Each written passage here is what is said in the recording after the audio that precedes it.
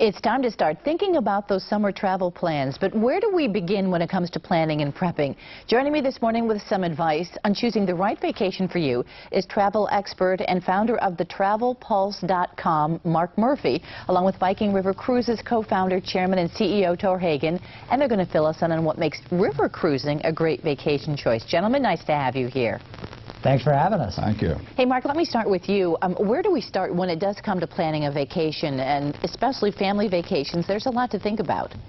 There's a lot to think about. There's a ton of information out on the internet these days, and that's a blessing and a curse. So one of the best things to do is find a traditional travel agent to help you sort through the litany of opportunities and choose the one that's right for you.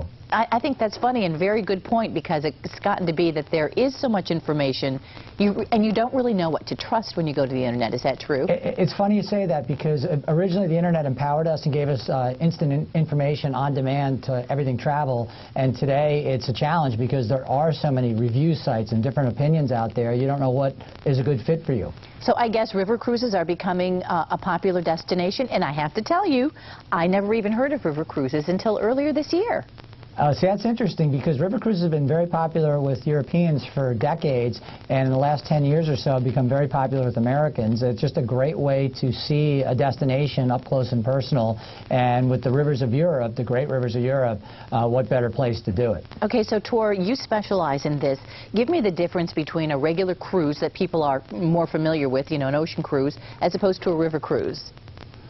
Well, an ocean cruise is a ship with 4,000 people on board, and a river cruise has 150, 200 passengers. Aha. That's a big difference.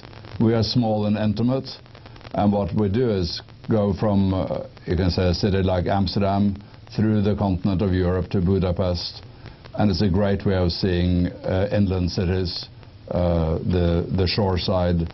It's a very intimate experience. What I like about it is it brings you right into the port. So you literally get right into Vienna, you dock, you come up, you dock, you take a 2-minute taxi cab, and you're right in the heart of the city.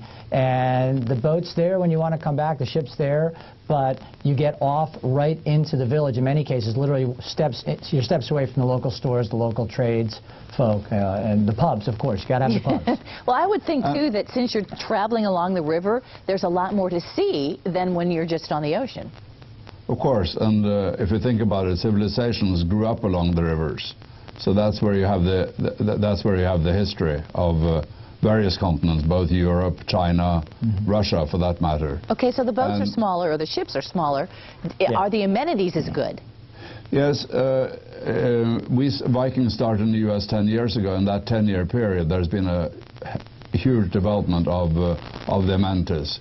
So today, the cabins are of a similar size as on an ocean-going ship. And today, I'm in New York to introduce 4 new Viking longships for next year, where the cabins are surprisingly large with verandas and everything. So. Yep.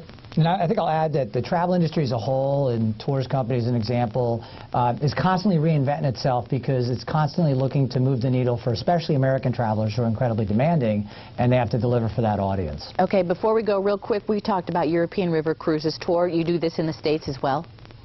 No, we don't. But there are many places to see in Europe, Russia, China, Mekong. Great. Maybe one day we'll be in the U.S. too, because there are many great sites here. Well, there's a lot to see and do in Europe over there as well. Thanks a lot, guys. Nice to talk with you. Thanks for having us. Bye.